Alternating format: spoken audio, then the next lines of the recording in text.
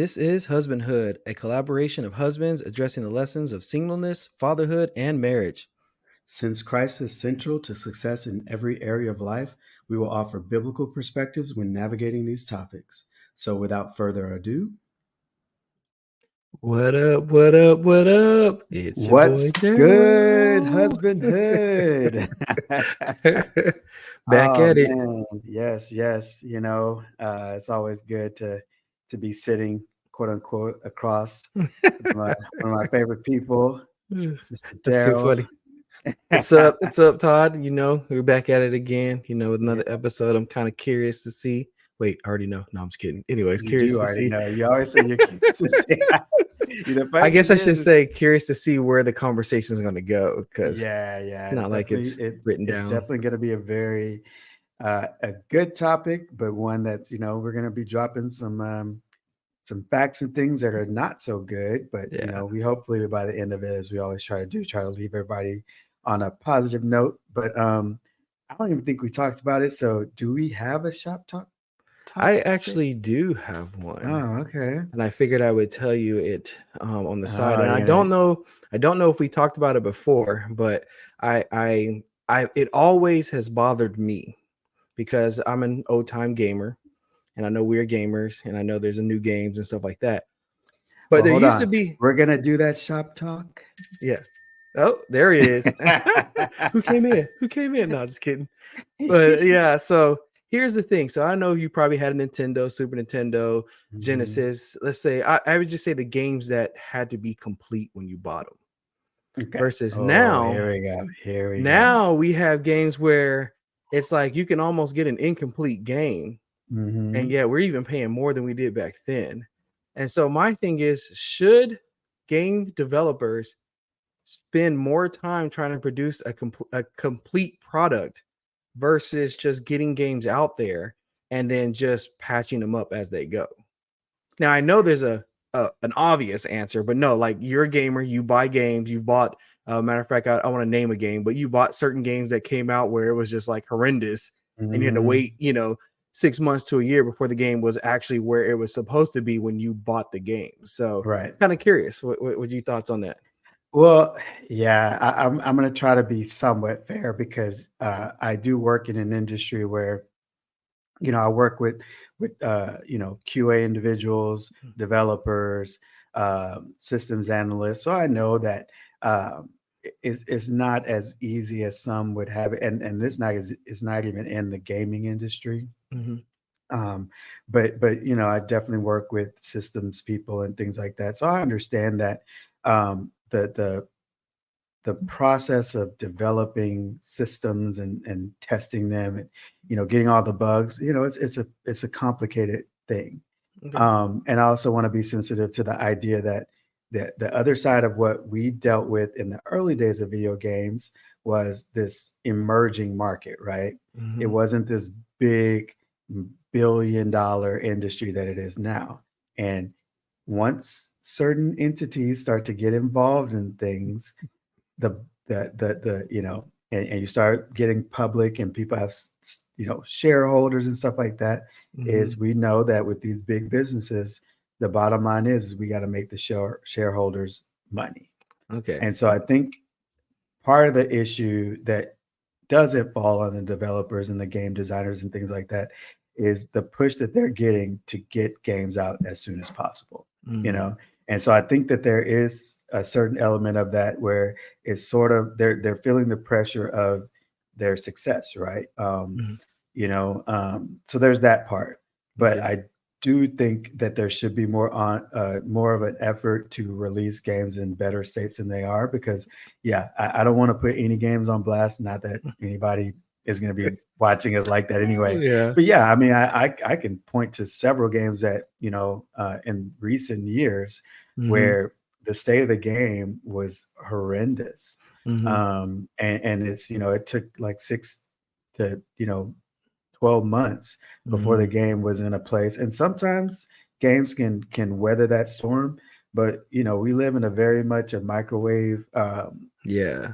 time frame, and if you don't hit it right when you come out the box, you might not have that 6 to 12 months to recover and repair your game. People, especially if you release at a bad time where there's lots of other games Yeah. that come out, you might get pushed to the side, and you might And never, not yeah. have the cash to continue to work on your game. Yeah. So I do think that, one, I want to acknowledge that the pressures that they have because of other outside forces, CEOs, CFOs, and stakeholders or shareholders. Hmm. But yeah, I do think there should be more effort to, especially within the age of pre-orders. And it's Hmm. like, you want me to buy a game I have not played 2 months before it's out, and me trusting you that you're going to give me a complete good Yeah. game. So Hmm. yeah. And I didn't even think about it from the side that you were talking about, Todd, which is actually pretty cool because it's like, oh wow, because I feel like in these years, and actually I'll say this year, I have been told things from a different point of view that has opened my eyes. I'm like, oh, I didn't even think about it like that. Because I have been so used to or groomed from that Nintendo era where it's like, you put in Mario Brothers, it better work right. Like if it didn't work right, I mean, you send the cartridge down to the side and you never pick it up, and you'll have people tell you, "Oh, don't buy that game because that game don't work," or there's Mhm. so many glitches or bugs and stuff like that. Now, on the flip side, I will say one of the things that I did hear that I was like, well, I can't get mad at that is, yeah, if I bought a Nintendo game or a game that was a cartridge, a game that had to be complete because there was no options to update, that mean that game was bugged forever. And Yeah, now they have the true. opportunity to come in and fix certain things that could be buggy to provide that great experience. And so I am grateful for that. But it can be frustrating when sometimes those updates don't come till months down the road. And so now you're stuck with a game that maybe freezes in one area and you're like, well, once I get to that part, I got to sit there and wait for them to come out with a thing, Right. or it crashes your whole system. Like that's just, it's just so many things that I'm just like, wow, like nothing's worse than paying, close to, $1,000, depending on what unit you get, and then have a game put in there that costs $60 and it crashes your whole system. Like, Right. I don't know, that would just Especially if it's like a game breaking thing where it's like, okay, if you hit this bug, hmm you basically have to start over. That's yeah, like, going, especially depending on when that happens. You put yeah, hours in, and now it's just your game's yeah, wiped, or it's like corrupted. uh, So yeah, that's a tough pill to yeah. swallow. I remember back in the day, there was this one game. I love this game. I think it was called Eternal Darkness. And Okay. one of the features in it was a sanity. Now it's like, kind of its thing to do now, where it's like, oh, you got a sanity meter. You can, but back then it was pretty revolutionary. And one of the things, if your sanity dropped low, the game actually made you think like uh, it like lost your game data. Oh And it no. was like, you gotta turn it off, and if you actually turned it off, it was actually part of the game. So Oh you'd be, no. like, stopping, you like, "Oh my god." So, like, and if you didn't know about it, which, at that time, unless you were reading, what were some of the Game things, like, Informer. Game The, Informer, where you had, yeah. like, It, the I know exactly guides, like, these days, you can basically watch people YouTube play the game. everything. Yeah, Yeah. yeah, like, you know, so but yeah, so I hear you, man. It is, you know, we're grown adults, so I feel like we gotta be more measured in our responses hmm when things don't go our way. But sometimes you just want to get Hey, online and just be like, I'm about to lay waste to your whole, like, I want you gone. No, you yeah, should never work in this industry. But it's like, calm yeah. down. It's just I a video know. game. Your wife is already mad at you because you're putting, so just You're putting too much time in it. You're like, well, the yeah, game didn't yeah. really work right. You have to Yeah, it's understand, like, nah. well, it's like, yeah, then hey, if you're a husband and you have a little bit of contention with gameplay, if you encounter a game that's not working, then you can win some brownie points. You be like, hey, babe, I decided I want to play tonight. Exactly. Yeah, I think I had enough of it. I'm not gonna play it for the Yeah, next and she's 6 like, months. You oh, know what I'm yeah, saying? yeah, yeah, yeah. And she's like, oh, get some points, You turn it should be into a positive. be telling the girls, yeah, he's dropped the game for 6 months. I'm just saying, like, say to let you know Hey, how important I am. You're like, yeah, yeah. exactly. Then she becomes more informed. She's like, I read that game is broken and it hasn't Like, worked. really? Well, You're like, that explains it. "It Didn't know. I just decided I want to spend more time with you, baby." We don't All think there's right. any Well, of those. it's good that we had some chuckles because this topic is at least we're going to be talking about some Oh pretty yeah. heavy stuff here, Oh right? yeah. I Yeah, mean, you Tato. guys can see the title. Mhm. Oh yeah. Yeah. Men are not doing well, but does anyone care? Just for those who didn't read it. Yeah. Well, But yeah. and I do want to caveat this, obviously the title is very, absolute. But we understand that this is just some men, Mm-hmm. I feel like there's plenty of men out there. I feel like you and I, we're not living perfect lives, but we're certainly doing well and have great families and we're weathering different storms, but we're Yeah. certainly not in the place where, some of the things we're going to be talking about are. But I certainly, one, this matters to me just Mm-hmm. for just the overall general state of just humankind, let alone Mm-hmm. men. But also too, I think as someone who is compassionate, um, I think anytime you have such stark numbers that we're gonna talk about some statistics. We're not gonna go too heavy, Mm-hmm. but it does matter to me, especially as a Christian, because I know that the state of this world and the state of humankind in particular is something that we ought to be speaking into from Mm-hmm. a biblical perspective. So I'm going to just throw some stats out there, and then we can jump into this All right. this topic. So I was just doing some studying in preparation for this, and just looking at some various stats. And man, some of the stats are really really stark.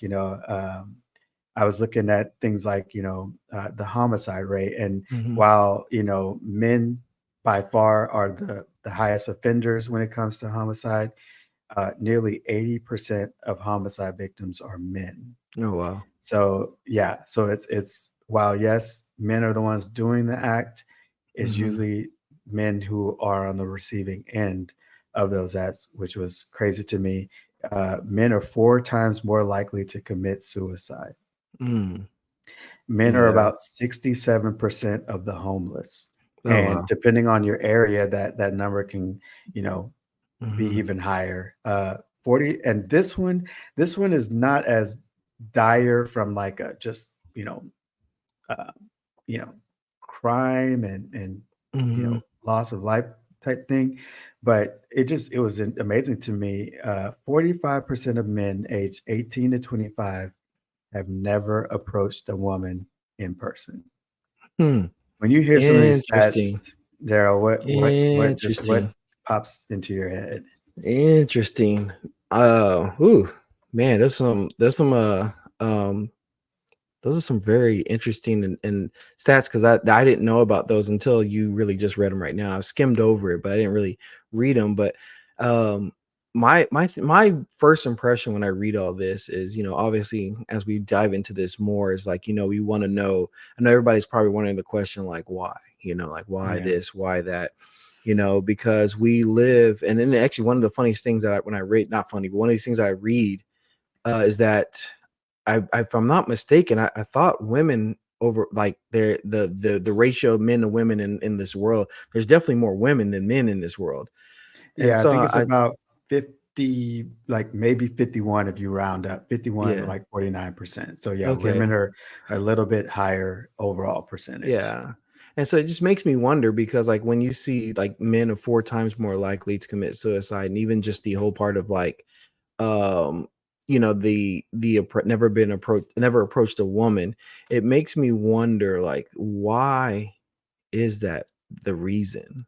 Like, what's going on in our men or in our society where these things are not being addressed or looked at?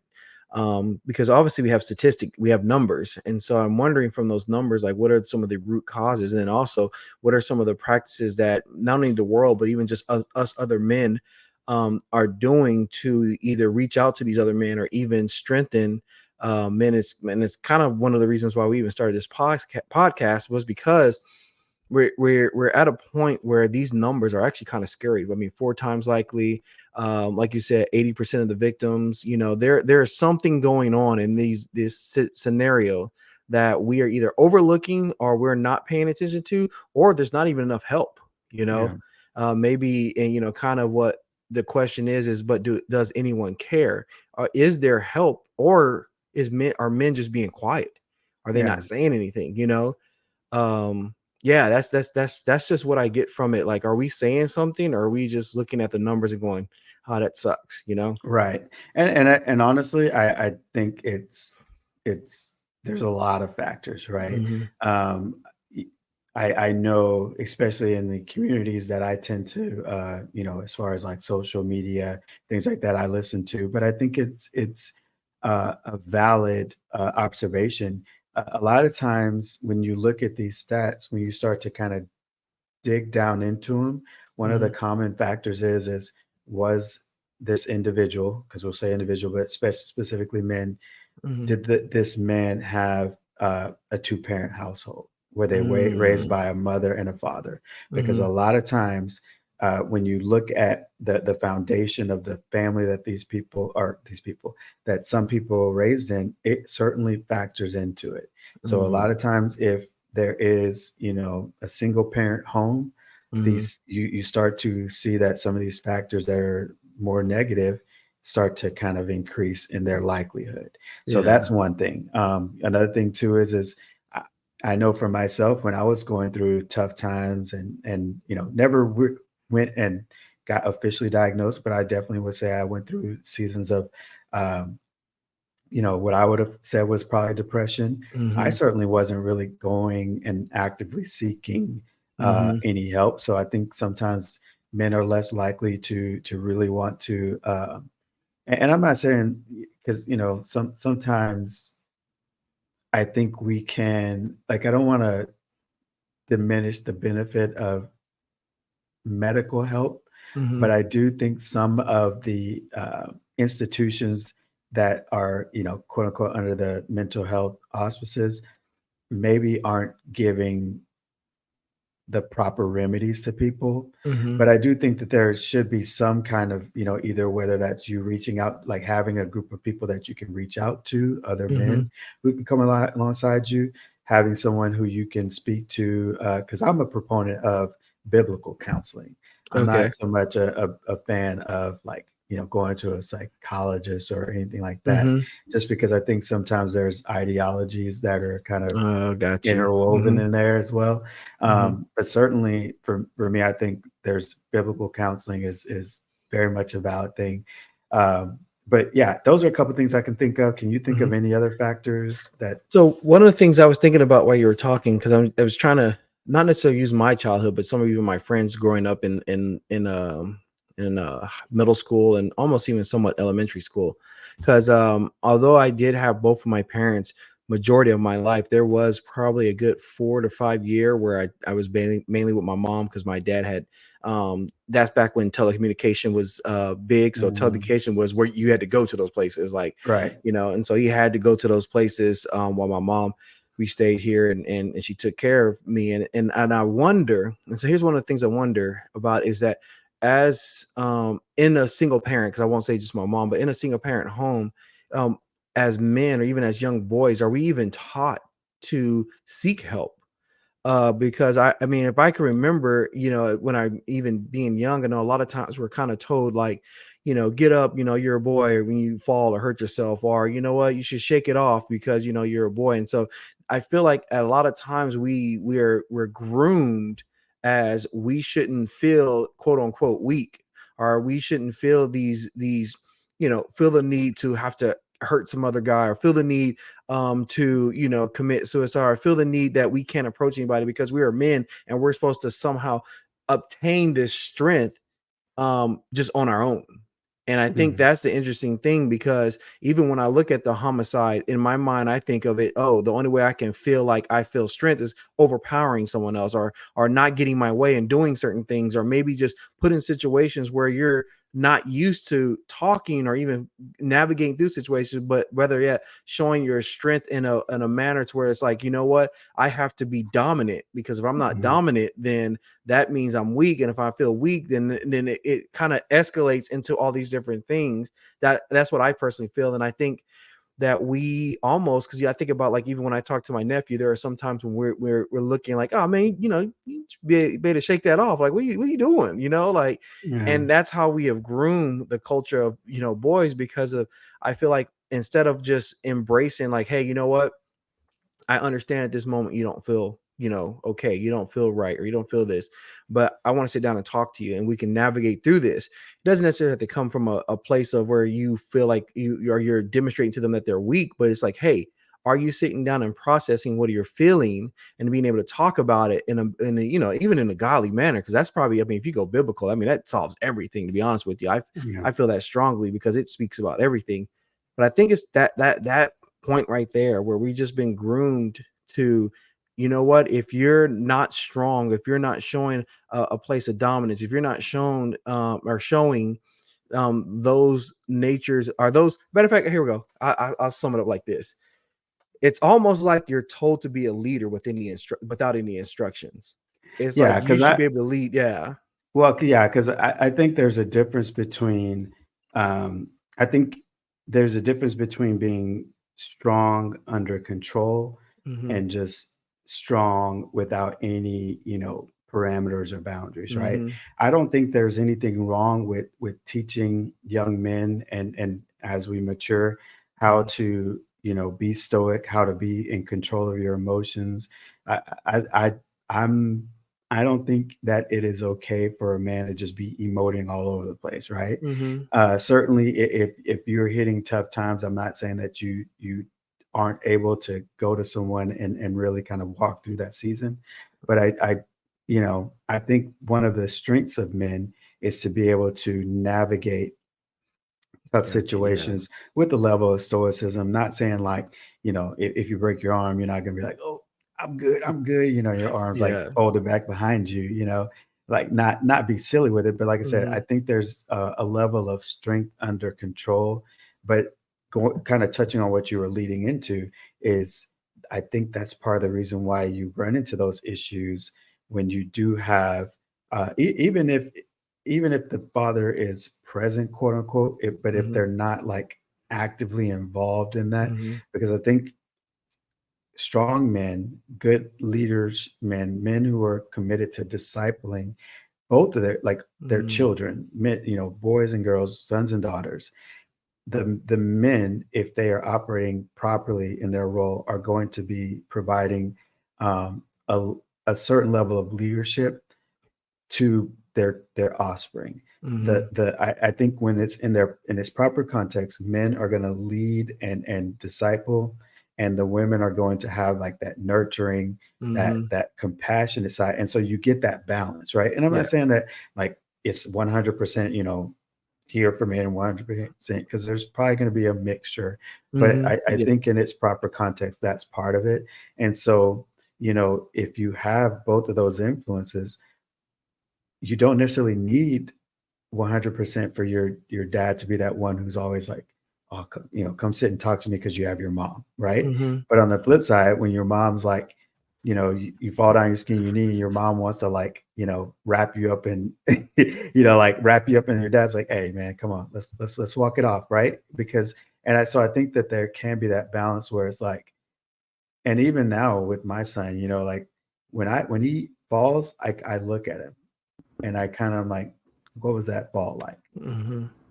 And then I'm like, okay, like I don't say you're good. I'm just like, hey, I go up to him and stuff like that, but I don't. But then if I see like, okay, there's something going on, he's crying a little bit more. Okay, let me see about it. Mhm. But I don't automatically say you're good, don't cry, blah blah. But I also Mhm. don't automatically go into like, let me like wrap Yeah. you up and shield you from the Mhm. world mode. And that's a conscious choice that I'm making Yeah. because I'm trying to like, show him that like, hey, when you Mhm. meet obstacles, because I haven't talked because he something happens, he does this thing where if he anything happens, he just loses it.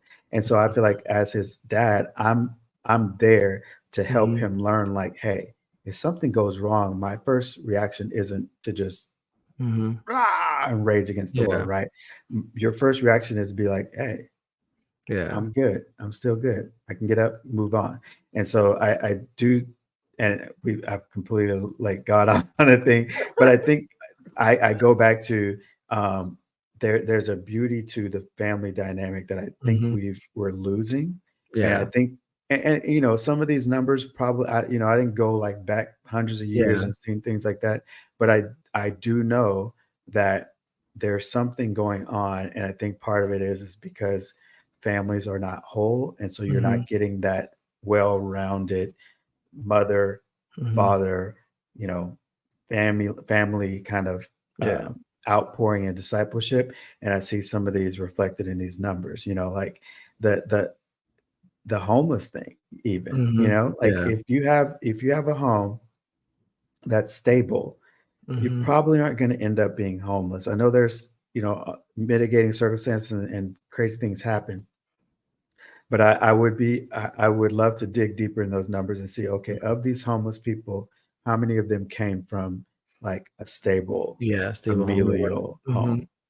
Yeah. One of the things that I was thinking about while you were talking here earlier, when you were talking about like kind of like discipleship and leadership and stuff like that, I tend to wonder because I mean we've all came from at least a mother and father. We all should know that right now, and so I wonder. What I wonder is that coming from those moments which you were talking about your son, there's a level of discipleship, level of leadership, because he's going to be looking at you, because there comes a point in time when a child, male, female, where they looking and they go, okay, I can tell that, I'm a boy, this is my dad, he's the example, I'm looking at what he does.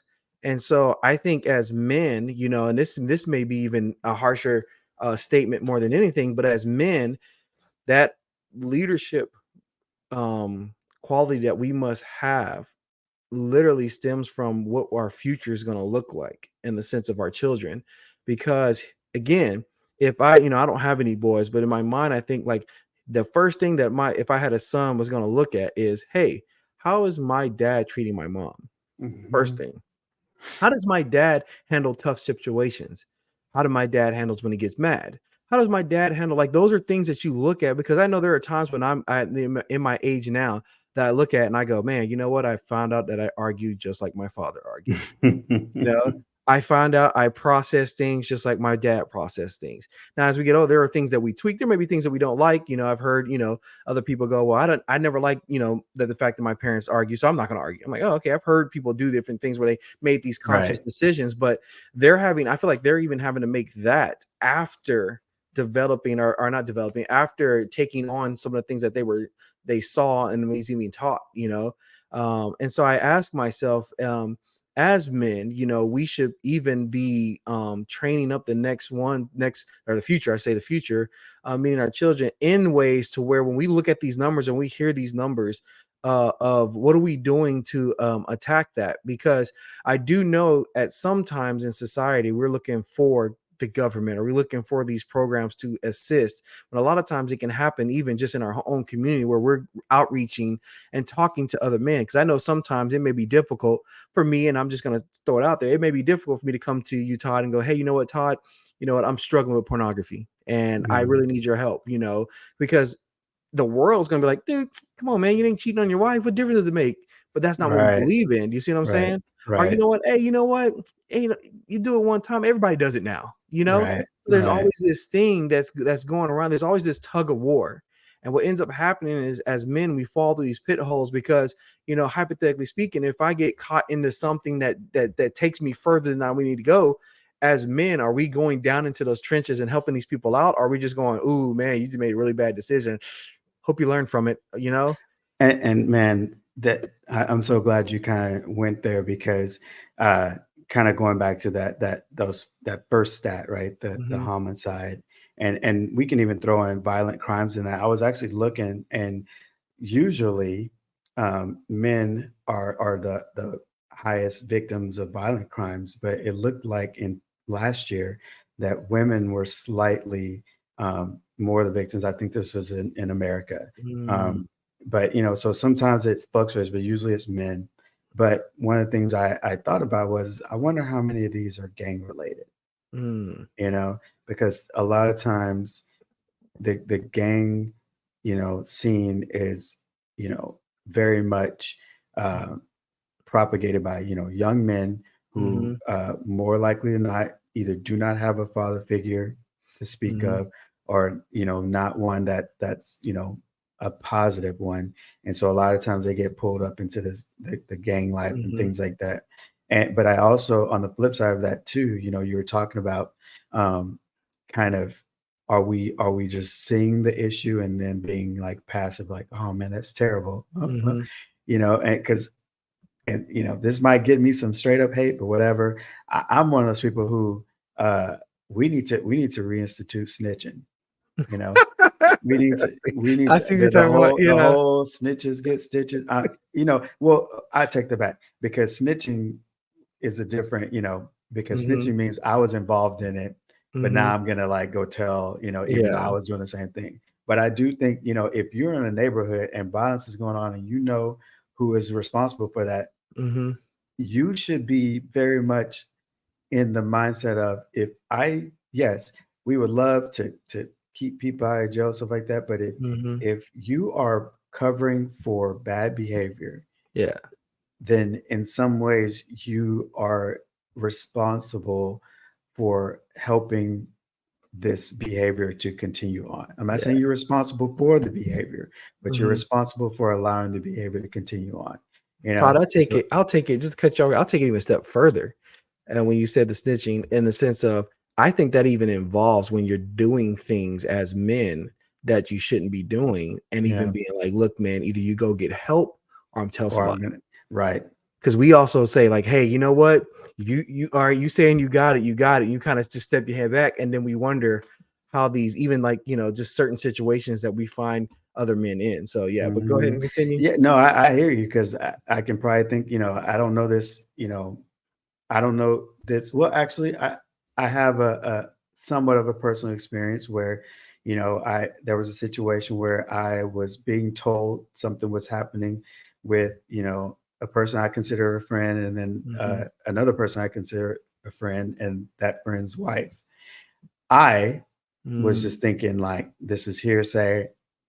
I don't know if yeah. it's true or not. I Hmm. don't want to cause, you know, any type of, you know, issues. Yeah. And then it came out, and then the friend who found out I knew something was like, "Why didn't you say something?" And I was like, "I didn't even know it was legit. Hmm. I didn't want to, you know, cause a problem, not knowing for a fact Yeah. whether or not it was a fact." But in, you know, in retrospect, it's like, I do sometimes think about that, where it's like, should I have spoken up? Could Hmm. I have helped mitigate some of this harm that was caused in this marriage? That, you know, I hope that things are still good, you know. Hmm. But it does, like you said, sometimes I do think, I think one of the saddest things about a lot of the men in these current generations, and we can talk about that stat that I mentioned a little earlier, Hmm. is very much a level of passiveness, a Hmm. level of just like, you know, not being truly like assertive, strong men, that we really have to like, you know, wean Hmm. ourselves off of. And I say the same, I say that very much for myself, where it's like, Hmm. I know that I can be passive. I have Hmm. been passive, and I still have a tendency to be. And it Okay. takes effort for me to not be that passive, just kind of like, you know, hey, go along to Yeah. get along type thing. And like I said, we'll talk a little bit about, because of that stat. And I think we also have some, what do we call it? What's the term? I don't Uh, know. Trying to figure out. like some celebrity culture things that we Oh want to talk gosh, about yeah. that kind of tie Some into things that we that could as talk about. well. Yeah, figure Yeah. out. But But yeah. yeah, what do you think about that?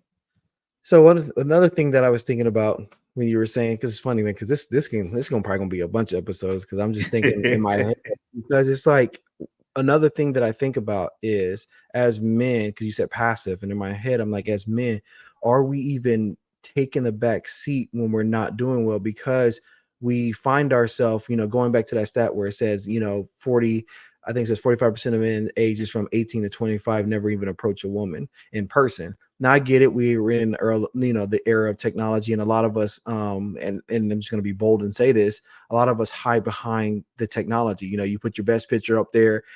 First of all, you're chatting, you try to say anything, nope, that didn't work, swipe left, swipe right, all those things to kind of hide everything until you get to a point of either being comfortable with a woman, or even being actually, you know what, I'll say it like this, not comfortable in it, but even um being safe to be yourself around a certain woman, because she doesn't really know who you are at first in person and stuff like that. And the reason why I say that is because I noticed that, back then, I always say back then, and I know my daughters get mad at me and they're like, why you always say back then? There was a lot of things as a man you had to have to approach a woman. I'm not talking about money, cars, and clothes, but you really had to have yourself together. Mhm. You wasn't going to walk up to, anyone and just kind of be any way. Now, am I saying that you're lying? Like, are you being like, an Instagram or TikTok post? No, I'm saying like you really had to, depending on what you were looking for and what you wanted, you had to have some things together. To have those things together, you had to literally plan out and position yourself in such a way to be this person, to be who you want to be. Wasn't any fake images, wasn't even like, it's not like I was showing her some photos of what I used to do where I was traveling. No, she saw me as me, and that's Mhm. how I had to approach her. Now, going into that and saying that, what I also want to say is that, as men, we we're kind of warriors. We're taught to be bold, we're taught to go out, we're taught to hunt and stuff like that. And I ask myself now, where I see a lot of things are almost in the reverse, where men are even not being hunters and women are being hunters. So in my head, I'm like, are we taking our rightful spot where we have been created to be this? And we're just stepping back and allowing that to happen. So then we're wondering, why is a woman more aggressive than a man? Or why is a woman more approaching men more and stuff like that? And we're almost taking this back seat where it's like, oh, if she really likes me, she'll approach me, which was never the case. Yeah. And so I also wonder, just like in that scenario, is it because and again, we can go and do this either another taste or something else, but like, are we taking this back seat of, well, I really don't need to take care of ourselves, because if she really liked me, she's going to take me as I am? Or am I going to hide behind these images or these profiles and stuff like that, because I don't want to do that until I find somebody, and then I'll think about changing some things to impress her and see where the relationship go. Well, I know because I was looking into this, because this, well, one, I saw this initially have been posted by a few people that I follow on YouTube.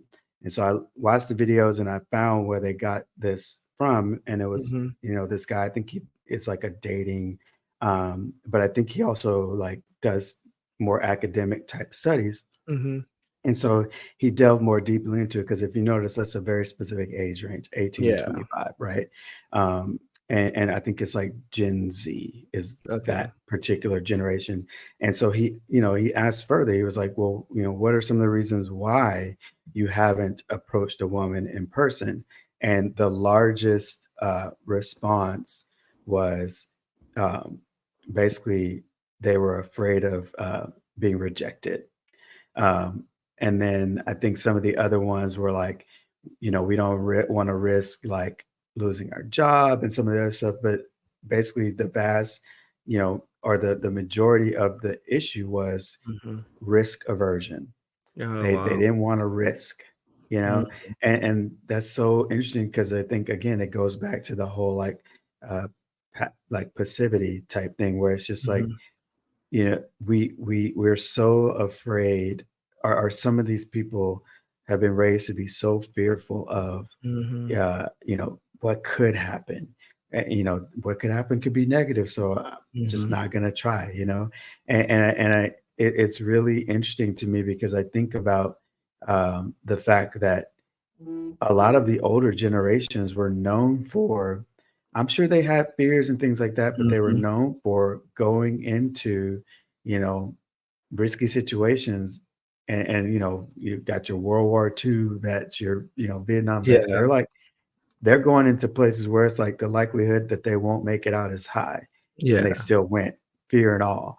Where Mhm, and I was even thinking because someone was telling this story about this I think it was like a high school where this man got jumped by some of the students and stuff like that. And this older man was like filming, and he was like, instead of getting involved and trying to help this other man out, he was like, "Hey, y'all need to go before somebody calls the cop." Blah blah. And I'm like, and I was thinking, I was like, would I have stepped into that situation? Mhm. And then, like, and I asked myself that, like, seriously. Obviously, when you ask yourself it's hypothetical, you never really Yeah. know. But I was asking myself hardcore. I was like, would I have stepped into the situation knowing that I could have also been putting myself at risk? Yeah.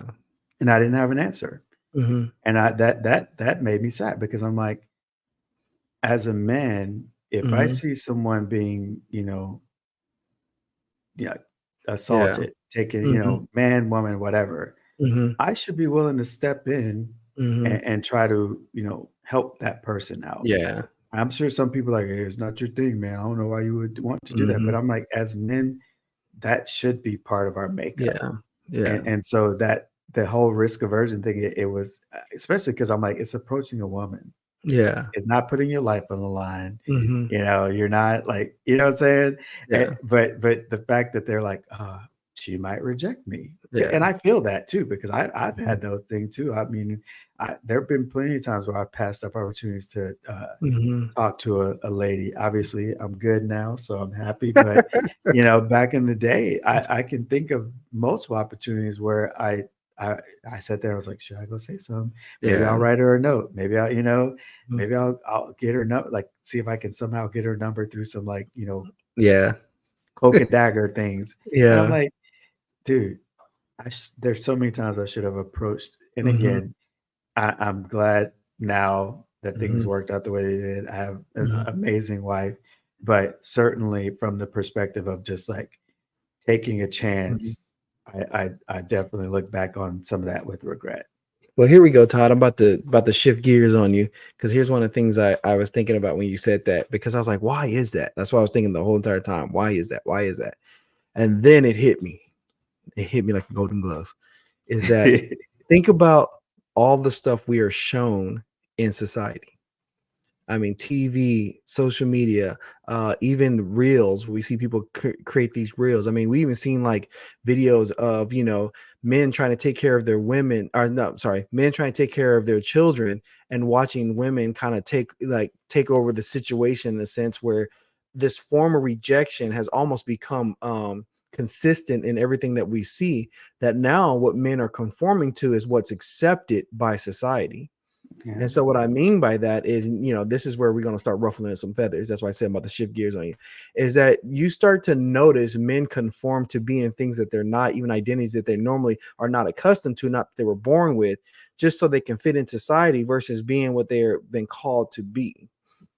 You have men who are afraid, like you said, to approach women. Why? Because you have watched many TV shows where men are rejected.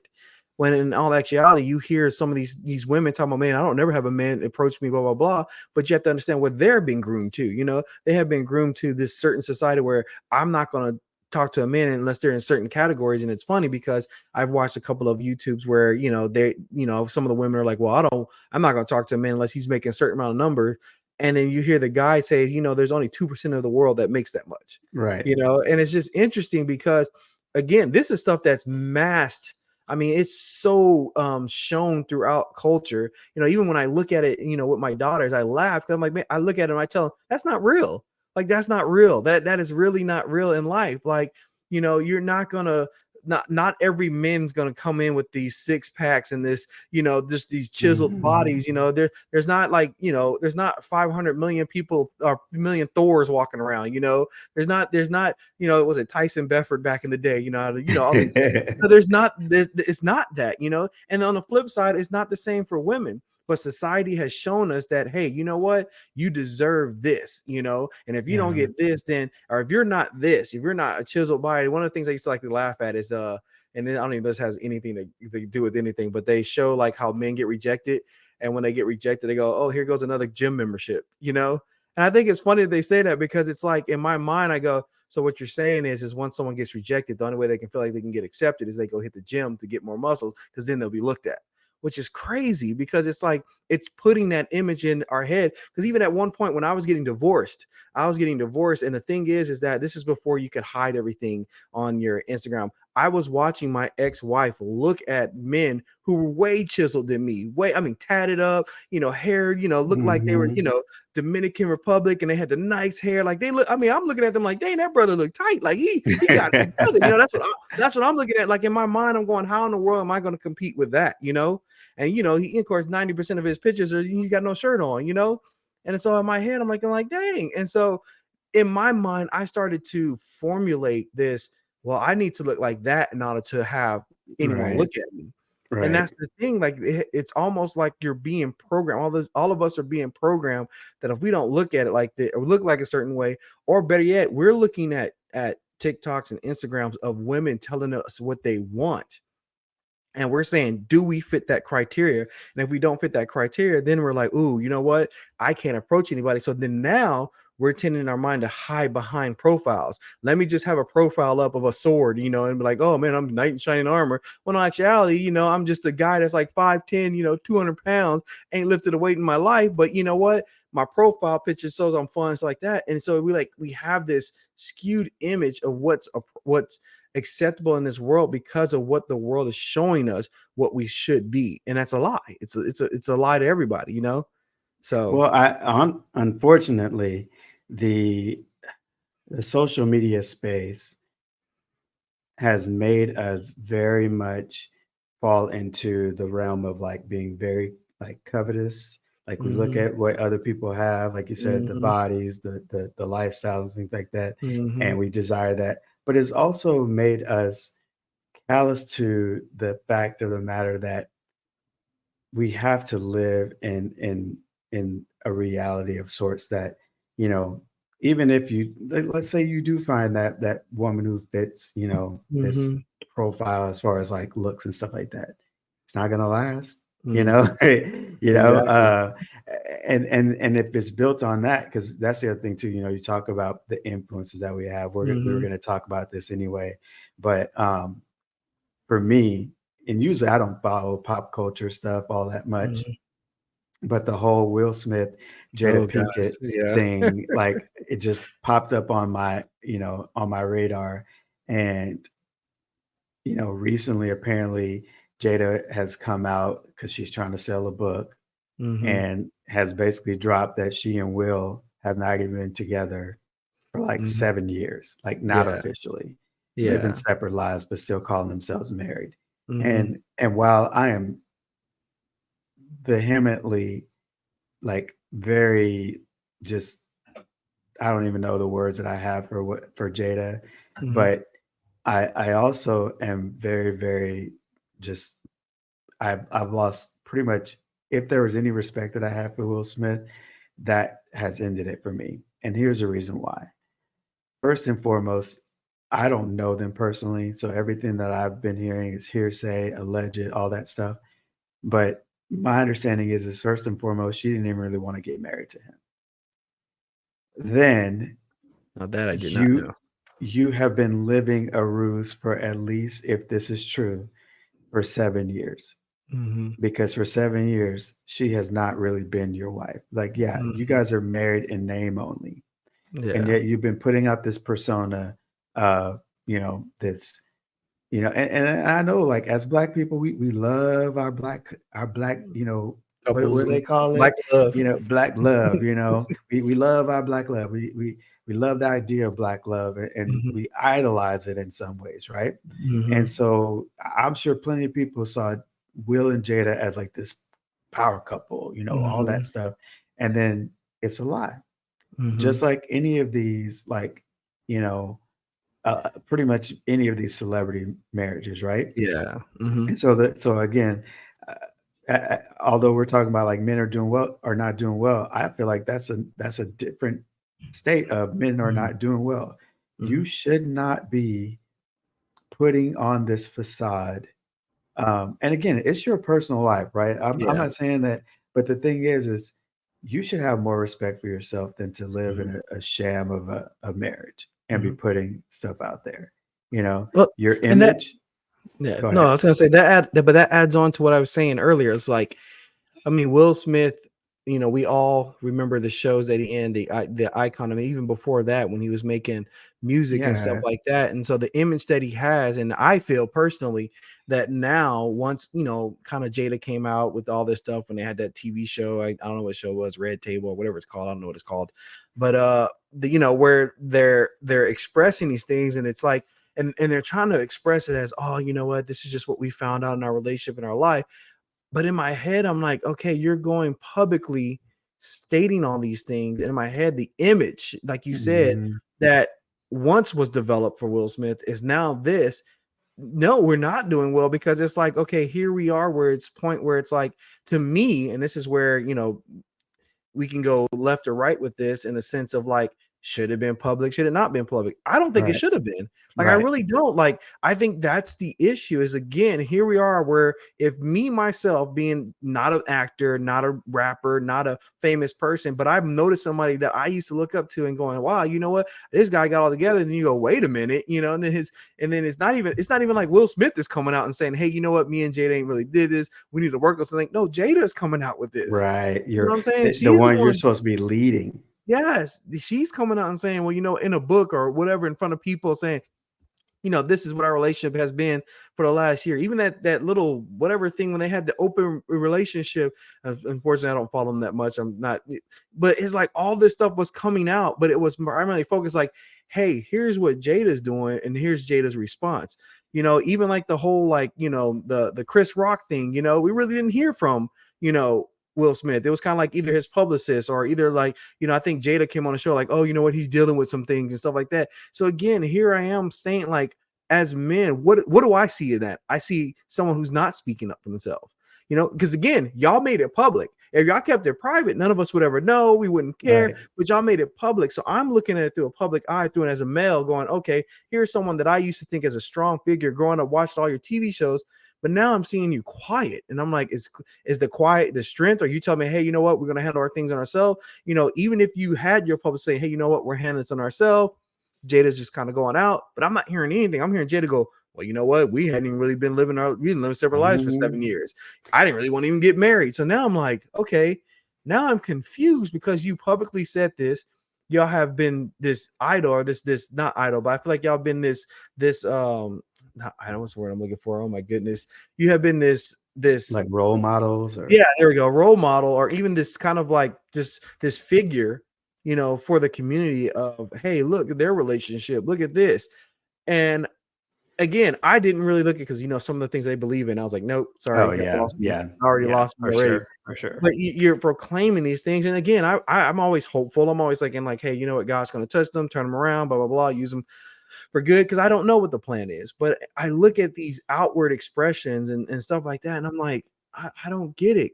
There's other couples that we see that they're standing on the root of God. Oh, this relationship's on God and all this other stuff. And then I watch them separate, and it's like, oh, we're working on myself now. And it's like, okay, that is confusing. And that's one of the things that I feel like is the enemy's tactic when it comes to all this stuff, is as men, there's a call. There's already a call, and I'm going through this kind of like Bible study, which is kind of funny. Is one of the things that they said is, you're the priest of the home. You're the priest. Mhm. You are God as he loved the church in your household. And so my thing is that sometimes I think about, like, are we training up?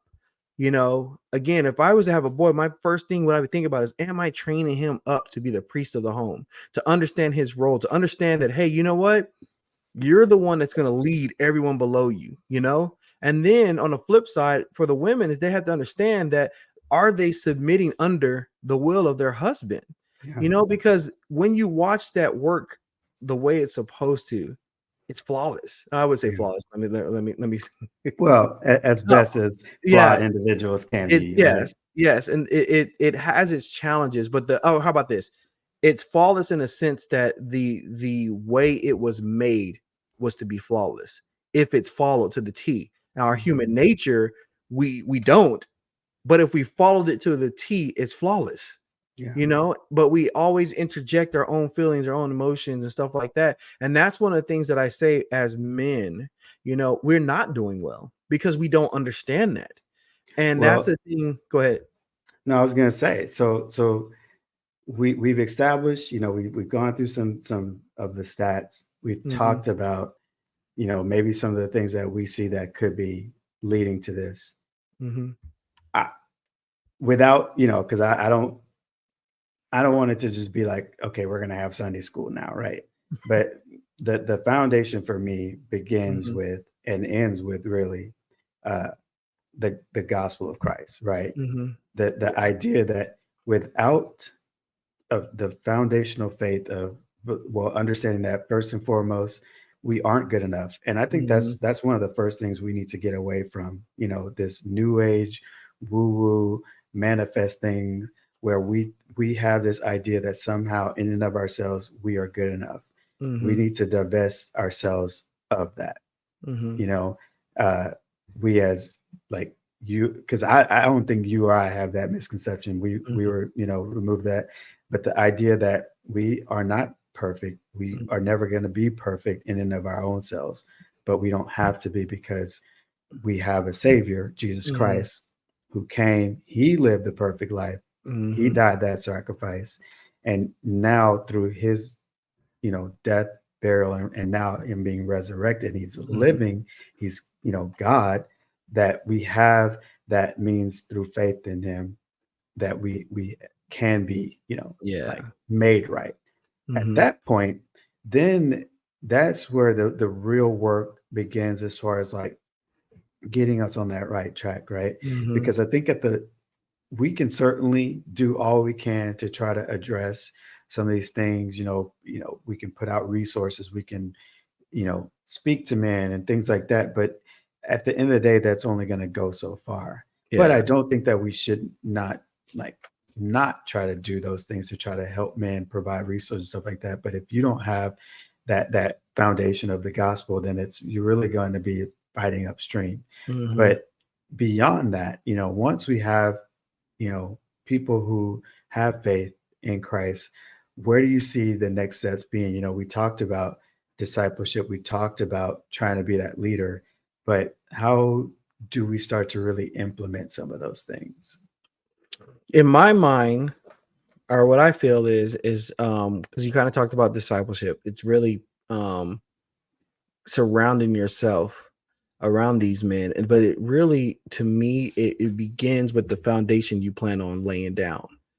All the stuff you stated, I think about when a house is built. When the house is built, they first come in and they clear the ground, right? So it has trash, it has roots, it may have trees, and so they're clearing the ground. And so I think as men, we have to look at it like that, like, hey, what needs to come out of my life first before I can even start to lay that foundation? Now, I'm not saying what needs to come out that we have to come out perfect, because the ground's not perfect, right? They, No. they they pick a spot and they go, okay, here's where we're gonna go, and then they start clearing it out. But the thing is that even though they clear it out, they're not clearing it out because they're trying to make it perfect. They're going, hey, where's this foundation going to go? What are we going to put things on? And so as you figure out where you're going to put it on, you lay the foundation. Now, laying down the foundation takes a lot of, or not a lot, but it takes, what's the word I'm going to look for? It takes time, in the sense of you have to understand that you're going to put in this effort, because once you lay this foundation, this is what your house and stuff is going to be built upon. And the thing is that if you build your foundation and it's not built right, tearing it up is almost more work than Hmm. anything. But here's the part that's cool, and I kind of want to flip it on its head real quick, is that's where I feel like where God comes in. As we come in and we're the mess, right? We're the ground. God comes in and he's want to lay his foundation. Now, if you already have a foundation there, before God had laid down his foundation, guess what? He's got to tear it up. Now, if we know anything, if anyone's seen a foundation have to get torn up, it's got the jackhammers, makes a lot of noise, it's throwing rocks everywhere. And honestly, inside as us men, it hurts. It's like, wow, I felt like I laid this foundation, but it's not on good ground. And so as God comes in, I feel like, to answer your question, I feel like really surrounding ourselves, because we need people to know our blind spots. We need people to know what's wrong with us. We need people to know what direction. Hey, you know what, Todd? What do you see me doing in the next 5 years? What do you see some of my strengths? What do you see are some of my weaknesses? In not only myself, in my relationship, maybe even to my children. Where do you see some weaknesses that I need to work on? and really seeking to help. As men, we have to let pride just lay it down at God's feet. Because, like they always say, pride is just before the fall. And I feel like we have grown up in this society as prideful men, and that's the problem, is that we come in with our chest puffs out. I got together, but it's smokescreen, because in the moment of true trial and tribulations, we're either cowering with our tails beneath our legs, or we're falling and collapsing under pressure. But as we begin to talk to other men and say, hey, you know what? I'm addressing it right. Talk to other men. I'm not saying women can't talk and tell us that. I know our wives can tell us a lot of stuff. But you know what? There is something about when men talk to other men, we understand each other a lot better. It doesn't sound like anything else. If I say, hey, you know what, Todd, you could be a better cook if you use herbs and spices, you understand that better. You're like, oh, what herbs, what spices? I'm curious now. We talk different, we understand different, because we know what the walk is the same, even though we live different lives, though we are different ages. I can talk, you can talk into your son's life, even though he is years below you, but you can talk to him differently, you know, than any woman can talk to him. And I say that because of the fact that as we disciple, as we grow up as a group of men, as we have our Bible studies and our guys meeting and stuff like that, we can talk to each other and allow each other to speak and minister. That's probably the word I'm looking for, and minister to each other, to where we can let those guards and that pride down, to where then God can really start to work in, because he's going, hey, you know what? I used to look at you like this, that, and the other, and I thought you were way up here, but I didn't realize you're actually more down to earth, just like I am. And you've walked this path, you talk this talk. And then lastly, to even add on to your point, it's our testimony. The one thing that the enemy really tries to shut us up is he doesn't want us to talk about the journey that we've been on. And it really talks about, and I really one day hope to share you guys one of my, just the overall journey that I've gone through in my previous marriage, even to now, because it's like that journey lets you guys know that when we sit here and we talk to you guys, this has nothing to do with us being on top of the world. This has us being in the boat with, the disciples, when the waves and stuff were crashing around, and we're looking at each other like, what are we going to do? But we're in it together. And that's the thing that I really want to employ with all us men that are sitting here, is that we are in this all together. We want each and every one of us to be the best father, husband, friend, that we can be to not only each other, but even to just the women in our lives, and even just people that we come across. And I think it really starts in to us men coming together, speaking into each other's lives, letting those guards down, so that we can be ministered to, so that we can even see those blind spots and even those strengths, to where we can navigate this world a whole lot better than what we've been doing right now. Yeah.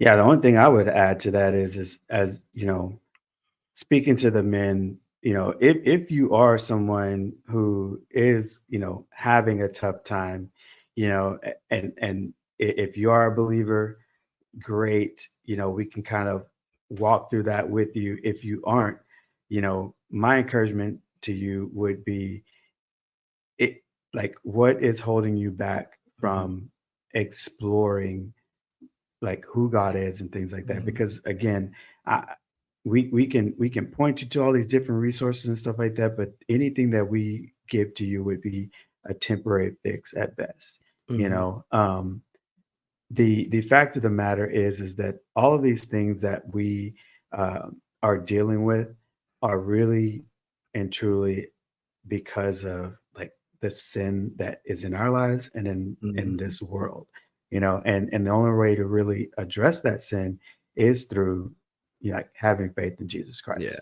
And and I know you guys are like, oh, here they go, maybe some of our people are like, oh, here they go preaching, but the fact, like, this is something that I truly truly believe, and it's something that I've been walking through Mm-hmm. progressively. And Daryl was talking about the foundation, you know, because some people, I think a lot of times, one of the things that we run into is when people look at those who call themselves Christians, there's hypocrisy there. There's things that people see and they're like, well, you guys don't seem. And the thing is a house isn't built in one day. Mm-hmm. For those people who are truly, truly saved, their life isn't going to look drastically different the next day, or maybe even Mm-hmm. the day after that. But it should definitely be getting Mm-hmm. progressively more in line with what Mm-hmm. God asks us to be, Yeah. certainly. And Mhm. so that's the thing, is the process. The house is being built, it's Mhm. being constructed, it's being oh, this wall is not going to Safety, work, yeah, safety take it down, checks. safety, yeah, Mhm. inspections, all that stuff. and Yeah.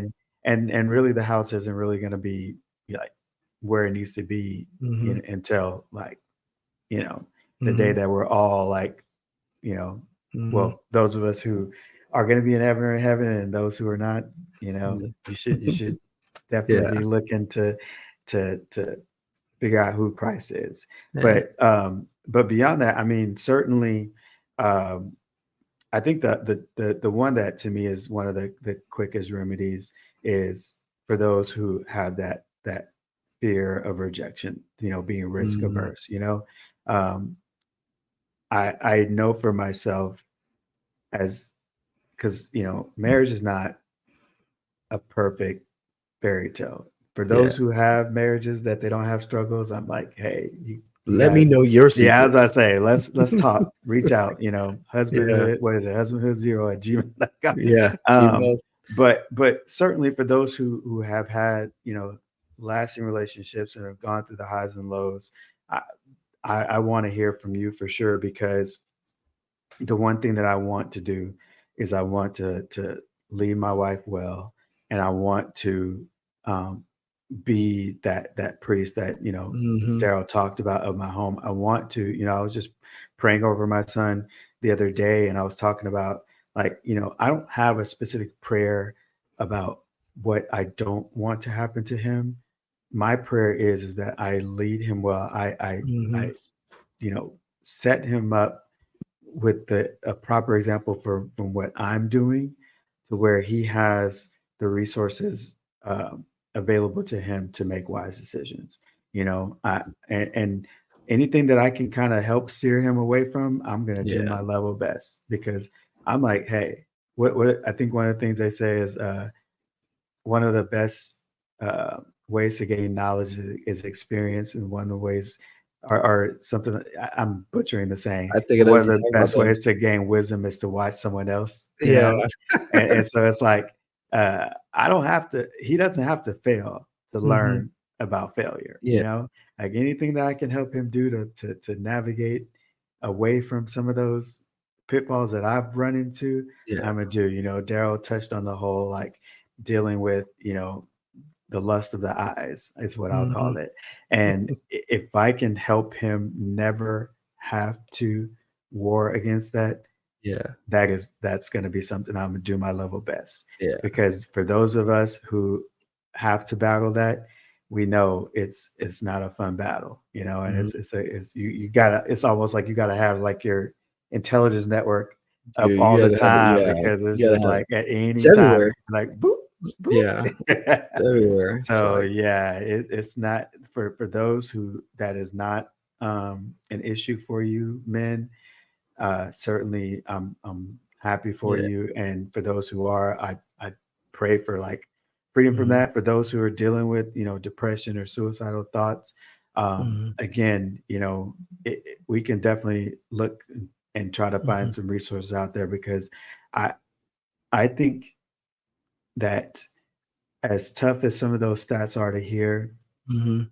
I truly believe that we can, help many men not fall into that, and I Mhm. think it starts with, uh, take care of your families, make wise Mhm. decisions. If you get in relationships with women, treat them with respect. Yeah. Like, I really think that waiting to have, sexual, intimacy with them until you are married is not just the proper thing to do. There's a reason why that Mhm. that works, and I think that's why God prescribed it the way that it does. Mhm. And I think as a man, I don't want to hear, "Hey man, I'm a man. I got needs." Come on, if you're a man, you can control your urges. Mhm. I like ain't nobody ever, you know, you can control your urges, your desires, Yeah. if you are a man. And if you can't, then Find you some brothers that will help you. exactly, exactly. Yeah, and then I just lastly, because I know we kind of over time right now, but one of the things I want to even reach out to you men who are possibly not believers. This is not something where you're like, well, they say I'm not a believer, let me cut it off. No, reach out, like reach out, because we all were not believers at one point. And I Hmm. know for a fact it's not like I came out of mom's womb and was like, oh, I'm a believer, let's work through it. There are times where I even walked away and then came back. And so I just want you guys to understand, like, hey, what, we are here to help men out. We're here because there was nobody in my ear at that time. We are here because we want to provide an avenue for you guys to either seek help or even just have that cry out. I don't care if it's a text message, I don't care if it's an email, I don't care if it's a hey, if it's a number, just do whatever it takes for us to reach out to you, because I don't want you to be part of those statistics. I want us to be on that other flip side where we are being the ones that are able to disciple each other. And I know that all takes work. I didn't wake up overnight being able to speak into people's life. These are things where it's sharing testimony and being around like men, and being able to. The best way I heard it spoken was, you can't pour out from an empty cup. And so I want us all to be full. I want us all to be able to pour into each other and pour into others who are empty, so that we can grow as men and take our rightful place and be that priest and be that protector and provider that God has already called us to be. And that's one of the things I really want to tell all you men out here, is that God has called us for something greater. It's not where you're at right now. It's Yeah. something greater. We'll never know exactly what that is until we start walking in our purpose. And I want all of us, and I want to partner with all of you guys to where we can get y'all to walk in y'all's purpose, or at least get you aligned up with Christ, so that you can be that light even in dark places. So, Yeah. um, yeah. Well, Daryl, as always, it was a pleasure. You know it. Yeah, Oh. man. Guys, let's hear from you. We want, please subscribe. Yes. Leave a comment. We would love to just chat with you guys, start Mhm. getting some conversations going. But Yeah. as always, We just will take care of talk to yourself. you later. Check y'all out later. And you know this. I'm gonna drop a beat. No, I'm just kidding. Oh.